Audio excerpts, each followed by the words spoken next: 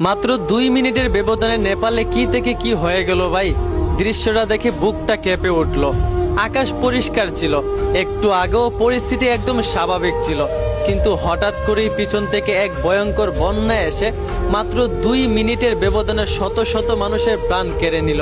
ঘর বাড়ি বিদ্যুৎ সেতু মুহূর্তে ভেঙে চুরমার করে দিল।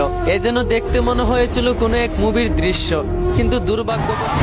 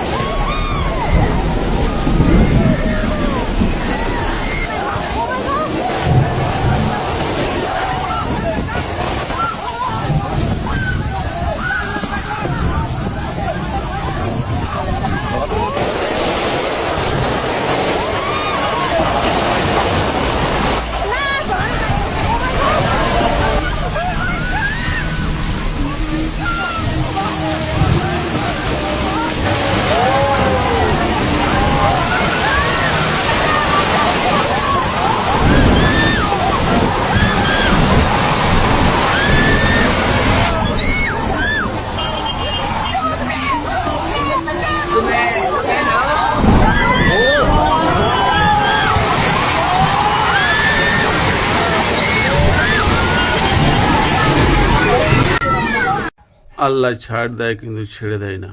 সাবধানে থাকুন, নয়তো নেপালের মতো সব ধ্বংস হয়ে যাবে।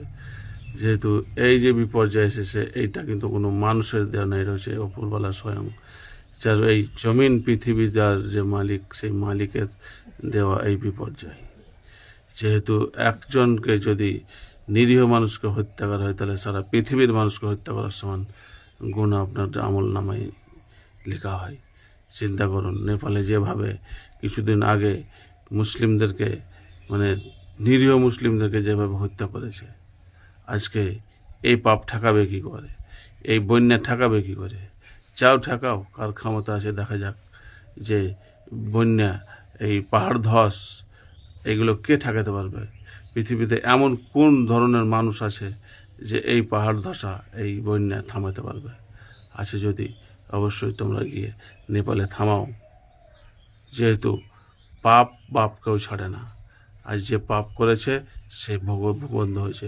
পৃথিবীতে মানুষকে পাঠিয়েছে আল্লাহ, সে যে কোনো ধর্মের হতে পারে, সে ধর্ম ব্যাপারটা আলাদা, কিন্তু পুরো মানুষ জাতিকে হত্যা করার সমান পাপ হবে যদি একটা নিরীহ মানুষকে মারা হয়। যেহেতু আল্লাহ পৃথিবীতে মানুষ পাঠিয়েছে, মানুষকে খুব ভালোবাসে। আল্লাহ বলেছে, আমি আশরাফুল মুখলুকাত করে মানুষকে পৃথিবীতে পাঠিয়েছি। তাহলে চিন্তা করুন যে যেভাবে মানে হত্যা করা হয়েছে নেপালে, আজকে এই যে বিপর্যয় এসেছে, ঠেকাতে পারছে? ঠেকাতে পারে না। অপরওয়ালাকে ভয় করুন আর সৎ পথে চলে আসুন। এটাই আমার তরফ থেকে আপনার কাছে দাওয়াত দিচ্ছি।